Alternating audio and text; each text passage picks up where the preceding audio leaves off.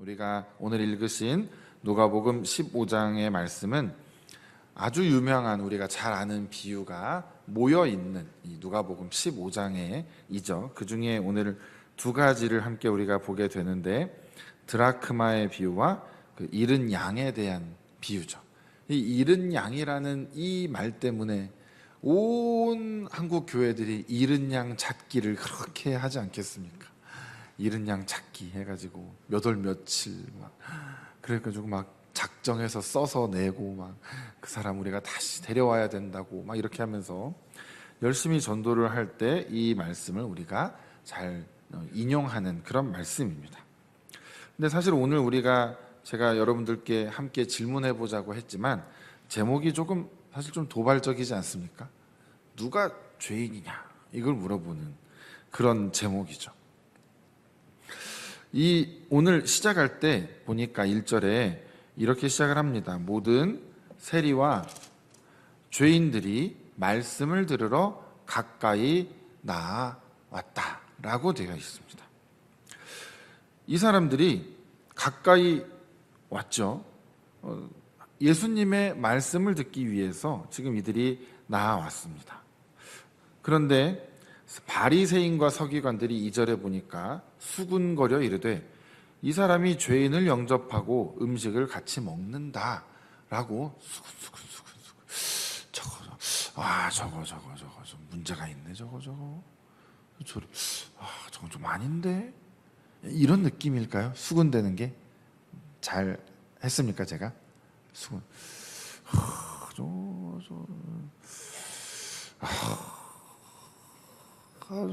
이런 느낌이 수군되는 거겠죠.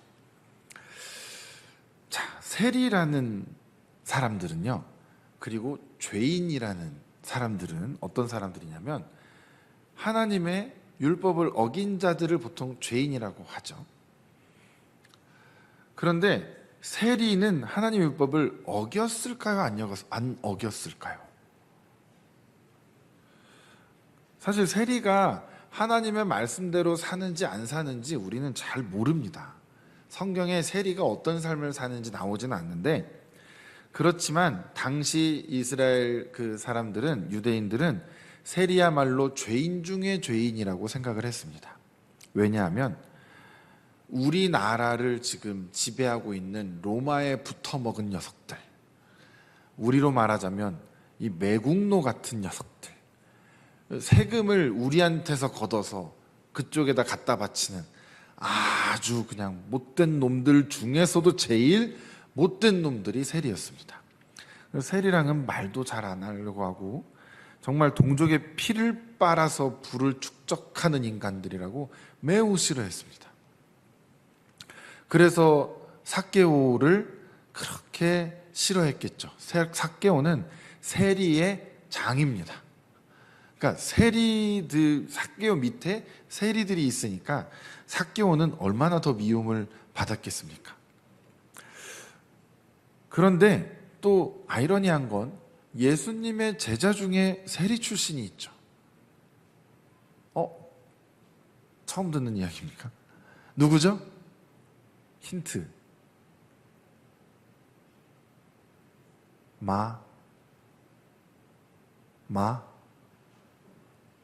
왜 다 틀릴까봐 그러시나요?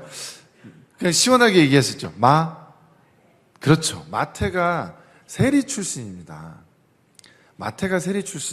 예수님은 죄인 중에 죄인을 데려다가 지금 제자로 삼으셨습니다. 그러니까 예수님은 보면 편견 없이 행하셨던 것 같습니다. 오히려 죄인들을 찾아다니시죠. 죄인들을 찾아다니시면서 예수님은 죄인들을 만나십니다. 그런데 오늘 이 바리새인과 서기관들이 아니 이 사람이 지금 죄인들과 함께 음식을 먹는다고? 죄인들을 가르치는 건 괜찮을 수 있습니다. 왜냐하면 죄인들 가르쳐서 죄 안 짓게 만들어야 되니까요. 그런데 그들과 함께 앉아서 식탁을 나눈다는 건 부정한 자들과 함께 있는 게 됩니다. 그러니까 자신도 부정하게 되는 일인데 어떻게 저 죄인들과 함께 있을 수가 있지? 라고 지금 이 사람들이 말을 하고 있는 겁니다. 그런데 제가 아까 수군된다라는 걸 살짝 연기를 해봤는데요. 이 원어를 보니까 조금 다릅니다. 우리가 생각하는 수군되다라는 것과 조금 다른데 좀 발음이 이상한데요. 공귀조, 뭐고 우리나라 말 같죠? 헬라어인데 공귀조, 거기에 디아 공귀조라고 합니다. 공귀조라고만 하면 투덜거리다, 중얼거리다, 원망하다라는 의미를 담고 있는데 접두어 디아가 붙으면서 아주 강하게, 깊게 한다라는 말이 됩니다. 그래서 디아 공귀조라고 여기서는 그 말을 사용했는데 아주 깊게 심하게 원망하다, 이런 의미로 씁니다. 물론 수군거리며 불평하다라고도 쓸 수 있습니다. 그런데 단순한 중얼거림보다는 집단적으로 강도 높은 원망을 표현할 때 이 단어를 사용한다고 합니다. 감이 조금 오십니까? 집단적으로 강한 원망을 나타낼 때. 그런데 지금 우리가 이 상황을 그려보면 바리새인과 서기관들 몇 명이 모여서 예수님을 그냥 뭐라고 하는 거겠지 정도로 우리는 생각하잖아요. 그런데 70인역 히브리어 성경을 이제 헬라어로 번역한 성경에서 이 디아 공귀조라고 번역한 단어가 등장하는 곳이 출애굽기입니다. 어디서 쓰이냐면 백성들이 하나님과 모세를 향해 쏟아낸 아주 반역적인 원망을 할 때 이 단어로 번역을 합니다. 그러니까 이게 지금 바리새인과 서기관들이 예수님을 향해서 하는 그 수군거림이라고 번역이 되었지만 이것이 사실은 모든 바리새인들이 가지고 있는 마음이었을 것이고 지금 여기에 몇 명이 있었는지 정확하게 알 수 없지만 거의 모든 바리새인들, 서기관들, 제사장들 다 예수라는 그 사람을 이 디아 공귀조라는 단어에 아주 적절하게 원망하고 막 강도 높은 비판을 하고 그런 마음들을 막 쏟아내었다라는 것이죠. 그러니까 이 단어가 그렇게 쓰이고 또 나중에 삭개오에서도 이 단어가 똑같이 등장을 합니다. 누가복음에 딱 2번 등장하는 단어인데 예수님이 삭개오의 집에 들어가실 때 또 이 단어가 등장합니다. 사람들이 거기서도 예수님을 보고 뭐라고 할 때 이 단어를 씁니다. 그러니까 이 예수님을 향하여서 엄청난 비방을 하고 있다라는 건데 아까도 말씀드렸듯이 죄인을 그냥 가르치는 것만으로는 크게 문제를 삼지 않을 수 있는데 함께 먹고 함께 교제하고 함께 그 자리에 있고 또 함께 그곳에서 잠을 청해서 잠을 주무시기도 하시고 이런 것들을 볼 때 자신들이 그동안 알고 있었던 그 종교적인 이 법률, 법칙, 룰, 질서 뭐 이런 것들을 아주 정면으로 무너뜨리는 도전적인 행동이었다. 이렇게 됩니다. 그러니까 이들이 비판이 아주 강할 수밖에 없었겠죠. 그러니까 이들이 이렇게 하고 있으니까 예수님이 이제 그들에게 말씀을 하십니다. 비유를 들어서 말씀을 하시죠. 첫 번째 비유는 양 100마리가 있는데 그 중에 하나를 잃어버리면 99마리를 들에 두고 잃은 것을 찾아내기까지 찾아다닌다. 근데 우리는 이것을 또 약간 우리 약간 좀 못돼 가지고 아니 99마리를 지켜야지 한 마리 찾으러 갔다가 또 한 마리 잃어버리면 어떡하려고. 근데 당시의 상황을 보면 100마리의 양을 가지고 있는 사람은 현실적으로 거의 없었고 공동으로 양을 키웠다고 합니다. 그러니까 내 양이 사라졌으면 그 목자가 양을 찾으러 갈 때 같이 있는 목자들이 나머지 양을 다 지켜주고 있는 거죠. 그러니까 내 양을 찾으러 그 목자는 산으로 들로 헤매면서 찾으러 다니는 겁니다. 그러니까 그런 맥락을 우리가 이해하면 99마리에 대한 걱정을 굳이 할 필요가 없다라는 것입니다. 저도 그런 생각 많이 했었거든요. 아니 99마리는 그럼 어떡하지? 그 99마리에 또 우리를 대입하면서 아니 나는 안 돌봐주시나? 막 이런 식으로 우리 막 생각을 하지 않습니까? 근데 그 한 마리가 너무 귀하니까 목자가 그 한 마리의 양을 찾기 위해 돌아다닌다라는 것이죠. 그리고 그 한 마리를 찾으면 양이 여기서 보시면 양의 나이가 혹시 등장하는 것 같습니까? 양이 몇 살인지 등장하진 않죠. 근데 동물은 성장이 굉장히 빠릅니다. 그리고 만약에 털을 깎지 않은 양이면 굉장히 무거울 겁니다. 그런데 새끼 양은 아님에도 불구하고 그 양을 어떻게 해요? 어깨에 메고 온다. 얼마나 기쁘면 그 양을 들쳐업고, 야, 내가 양을 찾았다고, 구했다고 하면서 기쁨으로 오는 거죠. 그러니까 집에 와서 이웃들을 막 불러 모아서 나와 함께 즐기자. 내가 잃은 양을 찾았다. 이렇게 기쁨으로 사람들을 초대해서 이렇게 잔치를 베푸는 그런 모습을 우리가 상상을 해볼 수가 있습니다. 그런데 7절에서 예수님께서 이렇게 말씀하시죠. 내가 너희에게 이르노니 이와 같이 죄인 한 사람이 회개하면 하늘에서는 회개할 것 없는 의인 99으로 말미암아 기뻐하는 것보다 더하리라. 아멘. 그럼 99의 입장은 뭐가 됩니까, 여러분? 우리는 더 이상 주님께 기쁨이 되지 못하는구나. 나 주님의 기쁨 되기 원하네. 99마리 불과하지만 내 마음을 뭐 이렇게 찬양해야 됩니까? 그건 아니죠. 우리는 이미 우리가 구원받을 때 하나님과 하늘에서 이미 잔치 베풀고 이미 기뻐하는 일이 있었죠. 우리 한 사람 한 사람 다 그 과정을 겪었겠죠. 당연한 것 아니겠습니까? 그런데 우리가 새롭게 이제 잃은 양으로부터 이제 찾아서 돌아오는 그 회개하는 한 영혼을 보면서 나 때는 잔치를 야쿠르트 놓고 했는데 뭐 비피더스 요구르트를 놓고 하네? 이러면서 질투를 한다? 어린이집 생각해서 그냥 하는 얘기입니다. 아니 그럴 필요가 없다라는 거죠. 천국에서는 한 영혼 한 영혼 한 영혼이 주님께로 돌아올 때마다 기뻐한다라는 말을 하는 것입니다. 두 번째 비유도 동일한 맥락이죠. 한 여인이 10드라카마가 있었는데 하나를 잃어버렸습니다. 그러면은 그걸 안 찾겠냐라는 것이죠. 한 드라카마는 하루 노동자의 하루 품삯 정도가 됩니다. 그러니까 우리로 말하자면 뭐 한 예를 들어 뭐 최소한 5만 원짜리 이상, 10만 원짜리 10만 원 정도 뭐 그 봉투를 잃어버렸다든지 뭐 이런 거 아니겠습니까? 그러면 그거를 안 찾으실 분 계십니까? 뭐 어디 있겠지, 언제 나오겠지, 뭐 어차피 집에 있을 테니까. 제가 약간 그러거든요. 그래서 영영 못 찾은 게 몇 번 있습니다. 반지 영영 못 찾았고요. 어디다 뒀는지 기억이 안 납니다. 당장 집을 다 뒤져서라도 찾아야 그게 내 것이 되고 안심이 되는 것이지, 그걸 그냥 내버려 두면 어느새 까먹을 수도 있고요. 그 잃어버릴 수도 있습니다. 혹시야 누가 압니까? 어느 날 우리 집에 우연히 놀러왔던 제 친구가 그걸 집어갈지. 그거 알 수 없는 일 아니겠습니까? 혹시 제 안에 서랍에 다 들어있는 건 아닌가 모르겠는데요. 우리가 이 잃어버린 드라크마를 잃어버린 그 여인의 이야기도 동일합니다. 그 하나를 찾았는데 너무 기쁜 나머지 사람들과 함께 즐기자. 내가 이걸 찾았다.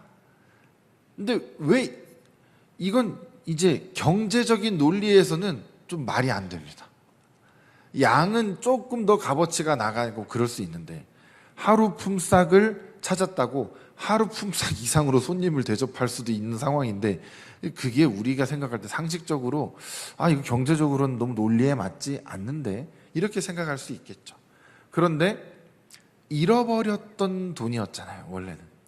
그것을 다시 찾았으니까 그 돈을 쓰는 것에 있어서 이 여인은 그렇게 아까워하지 않을 수 있겠구나라고 또 생각해 볼 수가 있겠죠. 그런데 이것을 우리가 경제적 논리로 접근하면 계속 그 안에서 그렇게 생각하면 안 아까울 수도 있겠지, 어차피 잃어버린 돈이라고 생각했으니까, 이렇게 계속 생각하는 순간 우리는 주님이 우리에게 들려주고자 하는 그 내용을 잃어버리고 경제적인 논리만 자꾸 생각하면서 그 안에서 은혜를 찾아야 되는 이상한 굴레 속에 빠지게 될 수 있습니다. 그것이 아니라 여기도 동일합니다. 죄인 한 사람이 회개하면 하나님 사자들 앞에 기쁨이 된다. 그러니까 여기에서 우리가 누군가 한 사람이 이제 새롭게 교회에 나와서 믿음 생활을 하게 될 때 우리도 기쁘지만 천국에서 잔치가 벌어진다라는 것입니다. 여러분들 한번 상상해 보십시오. 여러분들이 신앙생활을 시작하게 되었을 때, 여러분들이 믿음을 갖게 되었을 때, 그때마다 하늘에서는 매 순간 잔치가 벌어졌습니다. 하나님이 기뻐서 막 춤을 추실 수도 있고요. 하나님의 사자들이 모여서 우와 막 모니터로 막 지켜보는 그런 거 있잖아요. 우리가 경기를 볼 때 막 한 골 들어가면 막 난리가 나지 않습니까? 그것처럼 천국에서도 다 모니터를 보면서 우리가 저 전도지를 받을 때 저 사람이, 아니면 어떤 집사님이, 권사님이 이 전도를 하러 갔을 때 저걸 좀 받아들여야 되는데 저 마음을 좀 열고 좀 한번 좀 따라오면 좋을 텐데 조마조마하면서 돌아설 때 아쉬워가지고 이러다가 어느 순간 그것을 받아들일 때 우와 막 쓰면서 이제 교회 갈 때까지 아무 일만 일어나지 말아라 막 그러면서 아무 사건 사고 일어나지 말고 주변에서 뭐 말리지도 말고 방해하지도 말고 마음 변하지 않게 이렇게 지켜보고 있지 않겠습니까? 그러니 안 기쁠 수가 없죠. 그 모든 과정을 지켜보고 있는 하나님께서 천국에서, 하나님의 나라에서 처음부터 끝까지 그 사람의 일생을 다 지켜보고 있는데, 그 어느 순간에 인생에 여러 번 기회가 있었을 수도 있습니다. 근데 그거 미끄러지고 실패하고 또 전해야 될 사람이 전하려다가 좀 뭐 나중에 얘기하지 뭐 하다 넘어가고 그러다가 어느 순간에 드디어 복음을 듣게 되고 그 복음을 받아들이게 되고 믿음을 갖게 되는 그 순간만을 고대하며 기다렸는데, 그게 최소한 모태신앙이 아닌 경우에는 빠르면 초등학생이고, 그렇죠, 늦으면 성인, 그때를 놓치면 훨씬 더 나중일 텐데 그 기간을 계속해서 기다리는 겁니다. 그게 이루어졌을 때 그 기쁨이 얼마나 크고 놀랍겠습니까? 우리가 그렇게 생각한다면 이 비유가 지극히 당연한 말씀이 되는 것입니다. 그런데 여기에서 우리가 집중해야 될 사람들이 있죠. 지금 우리가 다시 앞에 1절로 가보시면 1절을 읽어보실까요? 모든 세리와 죄인들이 말씀을 들으러 가까이 나오니. 자, 2절을 읽어볼까요? 바리새인과 서기관들이 수군거려 이르되. 자, 여기까지만 놓고 볼 때 이 예배당으로 생각을 해보면 세리와 죄인들이, 그것도 모든이라고 했으니까 꽤 많은 수의 사람들이 말씀을 들으려고 지금 이곳에 나왔다고 합니다. 이들이 어떤 마음을 가지고 나와 왔겠습니까? 야, 뭐 대단한 사람이 왔다더라. 단순히 이런 마음만 가지고 오지는 않았을 것 같습니다. 그 앞서 14장 마지막 절을 한번 읽어보실까요? 그 중반 이후부터 들을 귀가, 거기부터 들을 귀가 있는 자는 들을지어다 하시니라. 그리고 15장이 시작됩니다. 장면이 전환된 것이 아니라 예수님께서는 계속 말씀하고 계시는 가운데 들을 귀 있는 자는 들을지어다 하니까 이 세리와 죄인들이 그 앞에 가서 말씀을 들으려고 다 가서 앉는 겁니다. 그런데 동시에 바리새인과 서기관들, 누구보다도 하나님의 말씀을 가장 잘 안다고 하는 그들은 거기에서 말씀을 듣는 데 집중을 하지 않고 수군거리기 시작했다라는 것이죠. 그럼 그 자리에 나온 자들 중에 누가 지금 더 순전한 마음을 가지고 있을까? 우리는 생각해 볼 수가 있습니다. 이제 나중에 나오겠지만 누가복음 18장에 보면 예수님께서 이제 이야기를 하시는데, 두 사람이 기도를 하러 성전에 올라간다. 그런데 하나는 바리새인이요 하나는 세리다. 오늘 등장하는 사람들과 똑같은 직업군이죠. 그런데 바리새인은 이렇게 혼자 서서 따로 기도한답니다. 왜일까요? 그냥 섞여서 적당히 기도하는 게 아니라 모두가 내가 잘 보이는 곳에 따로 탁 서가지고 기도를 탁 시작합니다. 하나님이여, 나는 다른 사람들, 곧 도색하고 불의하고 간음을 하는 자들과 같지 아니하고 이 세리와도 같지 아니함을 감사합니다. 이렇게 기도를 합니다. 그러면서 나는 일회에 2번씩 금식하고 또 소득의 11조를 드립니다. 이렇게 기도를 합니다. 그런데 저 멀찍이 세리가 멀리 서서 기도를 합니다. 왜 멀리 서서 기도할까요? 자기는 부정하니까, 자기는 죄인이니까 이 사람들한테 가까이 가면 사람들이 쫙 흩어질 것이 뻔하니까 가지 못하는 겁니다. 멀리 서서 감히 눈을 들어 하늘을 쳐다보지도 못하고 다만 가슴을 치며 이르되 하나님이여 불쌍히 여기소서, 나는 죄인이로소이다. 이렇게 기도합니다. 여러분, 누가 죄인인 것 같습니까? 자기 입으로 죄인이라고 시인하는 세리가 죄인인 것 같습니까? 죄인임은 틀림이 없는데 지금 어떤 마음을 가지고 하나님께로 나아가는지를 우리가 보잔 말입니다. 자기가 죄인인 것을 시인하고 나는 주님의 도움이 필요한 자입니다. 그것을 간절히 고백하면서 나를 불쌍히 여겨달라고 나아가는 사람에게 십자가의 도가, 그 십자가의 구원의 그 능력이 누구에게 적용되겠습니까? 나는 의롭습니다. 나는 말씀을 잘 지킵니다. 저는 11조도 잘하고요. 저는요, 교회에서 직분도 가지고 있습니다. 이런 자에게 십자가의 능력이 임할까요? 우리는 과연 오늘 이 자리에서 함께 먹고 마시고 있는, 예수님께서 함께 먹고 마시고 있는 그 세리와 죄인들이 진짜 죄인인지, 아니면 그들을 보면서 그들과 함께 있는 예수님을 비방하고 수군거리며 뭐라고 하는 그 바리새인과 서기관들이 죄인인지 우리는 오늘 분별을 해야 합니다. 물론 주님 앞에 죄인이 아닌 자가 어디 있겠습니까? 다 죄인이죠. 그런데 자신의 죄를 깨닫지 못하는 죄인, 자신의 죄를 깨닫는 죄인은 하늘과 땅 차이입니다.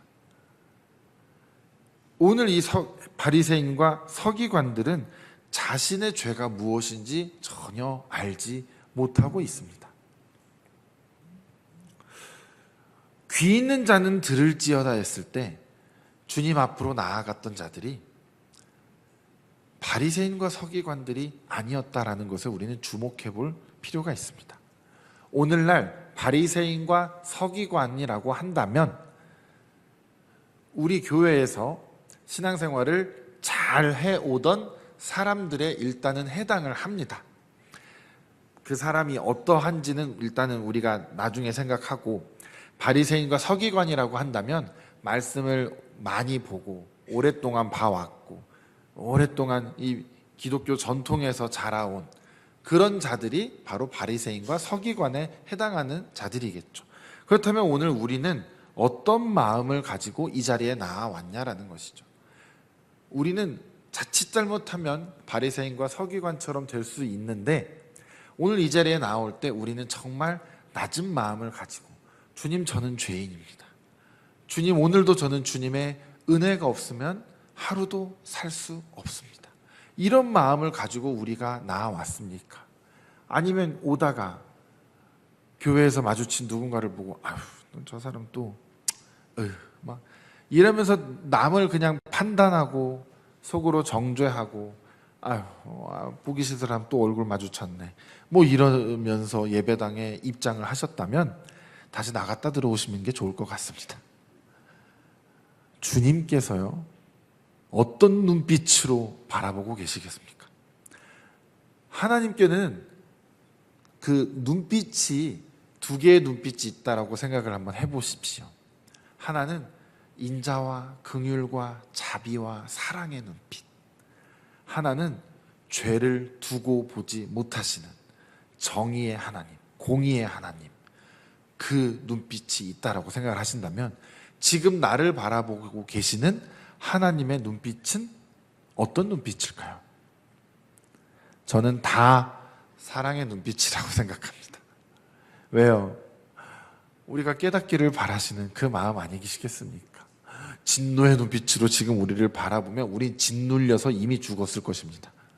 하나님께서 우리가 깨닫지 못해도, 내가 오늘 최근에 혹은 그동안 바리새인과 같은 마음으로 내가 다른 사람들을 정죄하고 내 눈 안에 들보는 깨닫지도 못하면서 형제에게 있는 그 티끌 하나, 그게 그렇게 마음에 안 들어가지고 그거 하나 때문에 그 사람이 가지고 있는 수많은 장점을 전혀 보지도 못하면서 그렇게 참 가난하고 어리석고 참 불쌍하게 신앙생활을 하는 나를 그래도 주님은 여전히 기다리고 계신다라는 겁니다.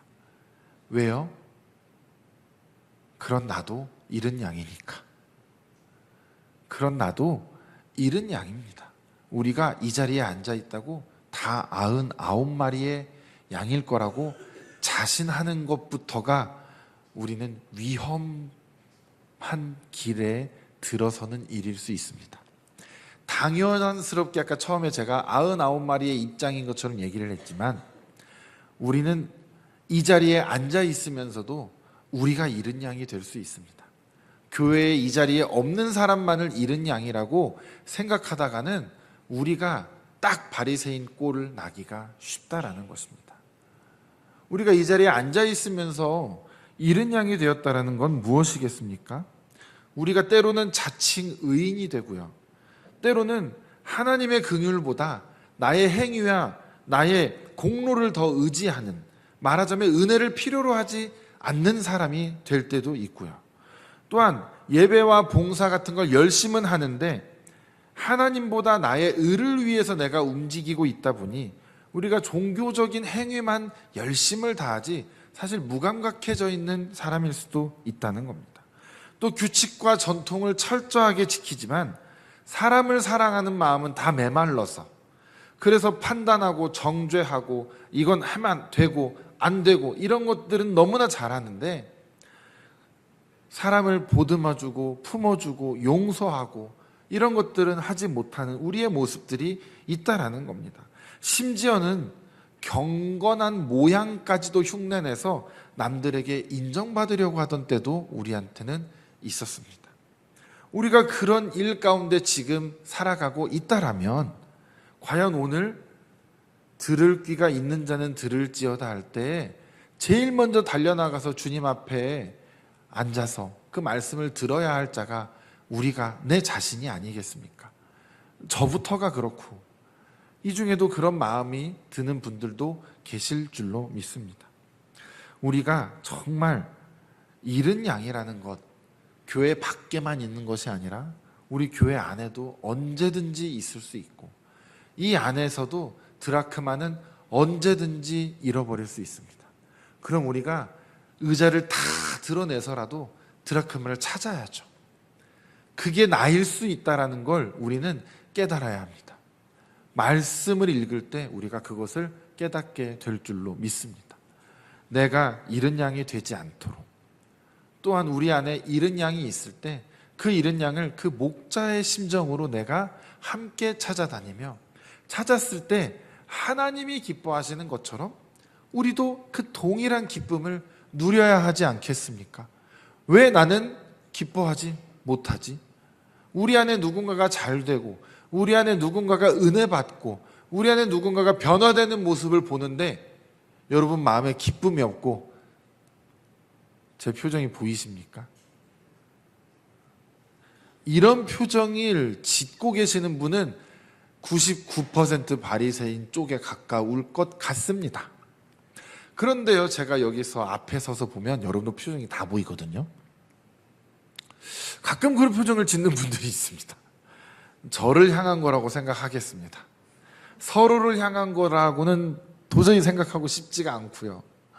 그러면 절대 안 되는 것 아니겠습니까? 우리가 오늘 기억해야 합니다. 주님께서 오늘 누구를 위해 오셨고, 오늘 죄인은 누구이며, 잃은 양은 누구일까? 그것을 우리는 기억해야 합니다. 먼저는 잃은 양 할 때 누구지? 잃은 양 누굴까가 아니라 나부터 샅샅이 뒤져서 나는 잃은 양이 아닌가부터 먼저 결론 내고, 그 다음에 내가 잃은 양을 찾으러 나가야 합니다. 그러니까 우리가 그것을 순서를 항상 현대판 바리새인이 되지 않도록 말씀 앞에 우리가 바로 서면서 우리 스스로를 점검해 나가는 우리가 되어야 합니다. 그래서 그 다음에 이어지는 탕자의 비유에서 더 그것이 분명하게 드러납니다. 탕자가 돌아왔는데, 자기 동생이 돌아왔는데 기뻐하지 못하는 형의 모습이 등장하지 않습니까? 우리가 그 형과 같은 모습이 되지 않아야 할 줄로 믿습니다.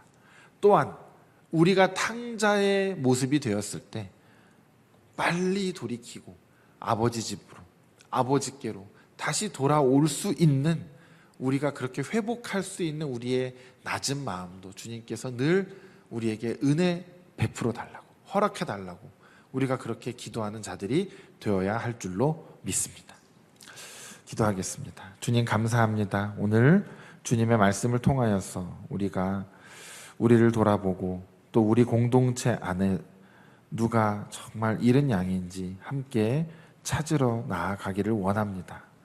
하지만 그렇게 하기에 앞서서 먼저 우리의 신앙을 점검하게 하시고 우리가 정말 하나 되는 공동체가 되게 하셔서 우리가 함께 기뻐하고 하늘에서 기뻐할 때 이 우리 땅에서도 함께 기뻐할 수 있는 참된 믿음과 사랑의 공동체가 되게 하여 주시옵소서.